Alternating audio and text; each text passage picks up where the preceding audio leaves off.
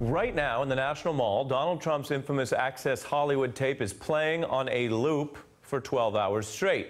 A women's advocacy group marking the one-year anniversary to remind people of the president's past. And just about everyone who follows politics can remember where they were when the tape hit. I better use some Tic Tacs just in case I start kissing her. You know, I'm automatically attracted to beautiful. I just start kissing them. It's like a magnet. You just kiss. I don't even wait. And when you're a star, they let you do it. You can do anything. Whatever you want. Grab them by the you can do anything.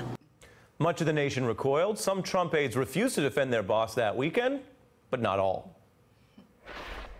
I know from talking to him that he genuinely feels very sorry about this, and it's certainly not the views that he holds today. I think Donald Trump showed both Friday night and then Sunday night the kind of humility to admit that he'd been wrong. That was over a decade ago. I think he's a different man.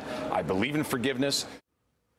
Activists say the tape goes to two larger points. One, how Trump policies impact women. Just today, the Trump administration announcing new health care restrictions that only impact women. No change for men, but rules that will deny many women birth control through their employer, which was previously secured by Obamacare. In fact, the AG in Massachusetts already suing Trump over the latest rules.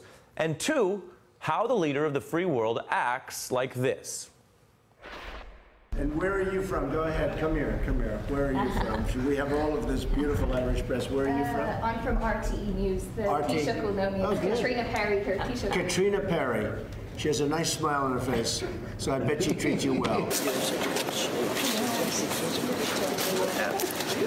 Again? You're going to give her the same one? No, she's not the same lady. Go ahead.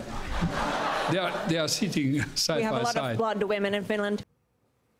With me now is Laura Bassett, senior political reporter for the Huffington Post, and Liz Plank, executive producer of Divided States of Women, a project at Vox. Liz, take it away. I think it's so fitting that on the one-year anniversary of Donald Trump bragging about assaulting women, he is waging an assault on women's reproductive health and rights, and that he's specifically going after women's possibility or ability or agency to control their own sexual freedom. So Donald Trump is fine with women's sexuality as long as they cannot control it. And I love what you played before the segment. Donald Trump has spent his entire presidency so far demeaning women, taking away their rights, whether it's Title X, whether it's equal pay policies, healthcare. I mean, it would take too long to name all of the ways that he's disenfranchised women. And so it's fitting. It's shocking but unsurprising at the same time. Absolutely. We're talking about a man who disrespects women not only with his rhetoric but with his policies. And here we have, in the name of religious freedom, saying that women won't have access to birth control, which I don't need to point this out, but I will, because for some people it's necessary.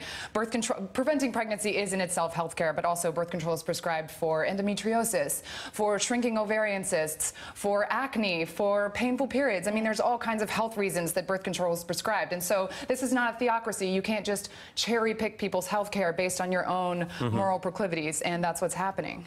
Right, as you say, it's health care that affects women. The reasons why they take it would go to the individual basis of a decision between the person and the doctor. Right. And so we see some headlines sometimes that make this only, as you're pointing out, only about contraception or only about what are considered sex-related activities, which presupposes a knowledge about individual cases that we don't have. That's why it's called policy. That's why it's not individual case.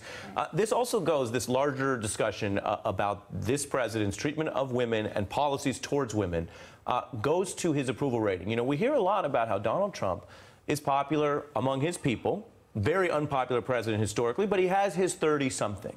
And we hear that a lot. And it's true in the sense that there is an overall 30-something support.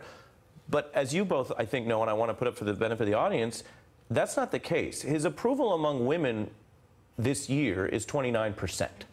29%. It is only by having the approval among men that's up in the low 40s that gets him to that 30 number. And that obviously, there are plenty of women independents, plenty of women Republicans.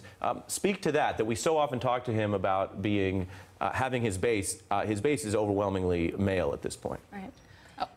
Go ahead. Yeah, I mean, if you have the same man who is bragging about having sexually assaulted women, and he's saying that women shouldn't have access to birth control, and he's saying that abortion should be banned, it all comes down to this one kind of unifying thread, which is that he wants to control women's bodies, and women voters are not going to respond well to that. And you know, especially young female voters. I mean, I always sort of come back to that. I was at a conference in Dallas, a female conservative conference, and speaking to a lot of young women who were able to defend that comment that we saw in the Access Hollywood tape. When I asked them about it, they said, you know, it was a long time ago, and he's their guy.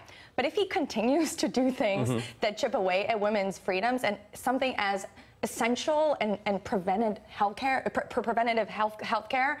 like birth control, something that a lot of young women support, that's when he's going to be starting to lose the base, and that the Republican base is shifting. And so, briefly, what would you say to young men who like Donald Trump and claim that he doesn't have a problem with women?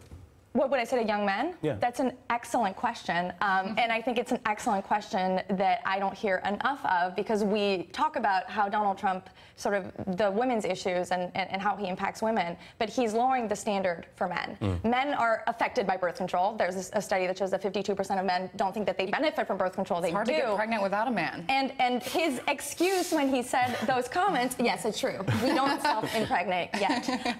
When he made those comments, he said that was just locker room talk. His wife said, Melania said, it's boy talk. That lowers the standard for you and all of men in America, and it should be insulting to men as well. Liz Plank, Laura Bassett. Thank you, Ari. Thank you both. Hey there, I'm Chris Hayes from MSNBC. Thanks for watching MSNBC on YouTube. If you want to keep up to date with the videos we're putting out, you can click subscribe just below me, or click over on this list to see lots of other great videos.